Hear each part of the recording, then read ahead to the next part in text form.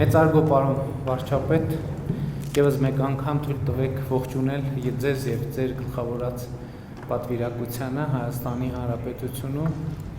Մեզ համար շատ կարևոր է Սլովակիայի հետ մեր հետագա հարաբերությունների զարգացումը եւ մենք արդեն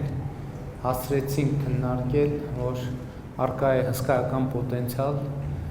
մեր հարաբերությունները զարգացնելու բոլոր ուղղություններով եւ ձեր այցը շատ լավ առիթ է այդ հնարավորությունները եւս մեկ անգամ գույքագրելու եւ կոնկրետ ուղղությունների վրա կենտրոնանալու եւ կոնկրետ ճանապարհային քարտեզ ունենալու համար, բայց ես ուզում եմ եւս մեկ անգամ շնորհակալություն հայտնել ձեզ Հայաստանի հետ կապված օրակարգերում ձեր ցուցաբերած աջակցության համար։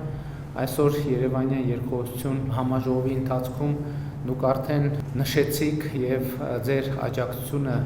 վերահաստատեցիք մեր տարածաշրջանում խաղաղության օրակարգին, Հայաստանում Եվրամիության դիտորդական առաքելության ներկայության ուզում եմ շնորհակալություն հայտնել նաեւ Եվրոպական քաղաքական համայնքի հաջորդ տարվա գագաթաժողովը Գառնանը Հայաստանում անցկացնելու առիթով եւ ուզում եմ ասել, որ բարձր են գնահատում այդ աջակցությունը եւ ուրախ եմ կրկին ձեզ հյուրընկալելու համար եւ հույս ունեմ իհարկե հաջորդ տարի եւս ձեզ հյուրընկալելու առիթ ունենալ։ Շնորհակալ եմ եւ բարով եկեք։ Մեծարգո վարչապետ, Տիկնայք եւ պարոնայք։ Հարգելի պարոն վարչապետ, նախ ցանկանում եմ ձեզ հրավիրել